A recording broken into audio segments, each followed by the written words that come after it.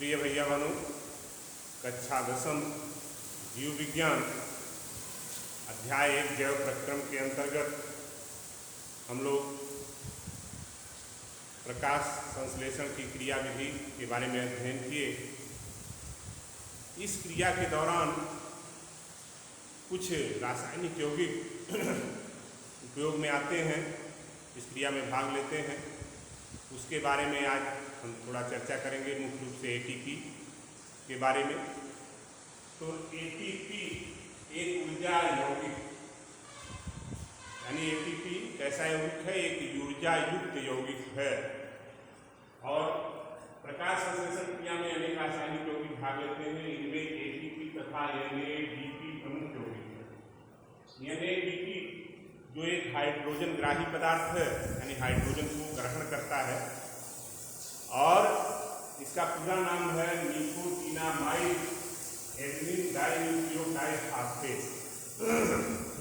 Hydrogen ग्रहण करके यह अपचयित हो जाता है और बनाता है NADPH2। पुनः यह हाइड्रोजन मुक्त करता है और इस हाइड्रोजन द्वारा जब कार्बन डाइऑक्साइड का अपचयन होता है तो पुनः यह NADP में परिवर्तित हो जाता है।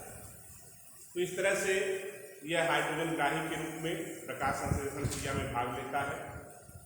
और दूसरा जो प्रमुख यौगिक है वह है एटीपी।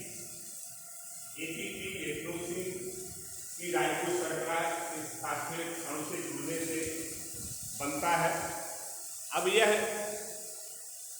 3 प्रकार का होता है। एक एएमपी माने adenosine monophosphate, AMP adenosine monophosphate.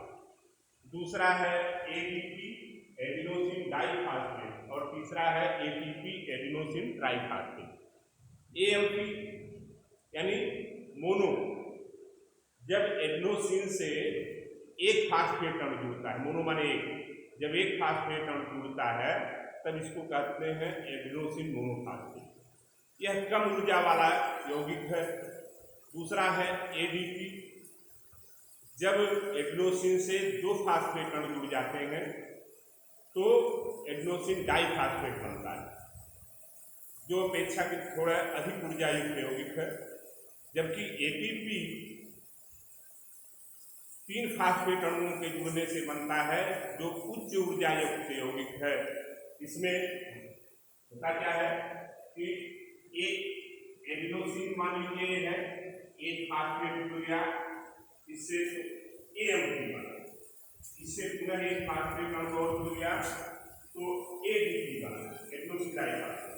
और जब ये तीसरा, इसको हम कर्व बंध से दिखाते हैं, तीसरा फास्फेट अणु जुड़ता है तब यह एडेनोसिन ट्राइफास्फेट बनता है। ये बंध जो है इसमें ऊर्जा समाहित होती है, बधी होती है। और जो तीसरा फास्फेट अणु जुड़ रहा है उसके बंध को हम थोड़ा सा कर्व लाइन से दिखाते हैं। इसका अर्थ होता है कि उच्च ऊर्जा युक्त बंध है, और यही बंध जब टूटता है तो ऊर्जा मुक्त होती है। और जब एडीपी से एटीपी बनता है तो इसी में ऊर्जा समाहित होती है। तो इस तरह से ये ऊर्जा युक्त यौगिक है। सभी जीव कोशिकाओं में एटीपी एक ऊर्जा युक्त यौगिक है। इसे कोशिका में ऊर्जा का सिक्का कहते हैं। और जब किसी अभिक्रिया के लिए ऊर्जा की आवश्यकता होती है तो यदि एटीपी और एडीपी तथा फास्फेट में टूटता है, यानी यह बंध टूटता है और ऊर्जा मुक्त हो जाती है। और जब कोशिका में ऊर्जा उत्पन्न होती है तो इसके विपरीत क्रिया होती है।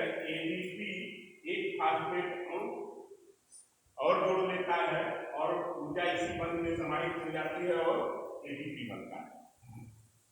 तो इस तरह से एटीपी कोशिका में विभिन्न क्रियाओं के बीच ऊर्जा का समन्वय स्थापित करता है।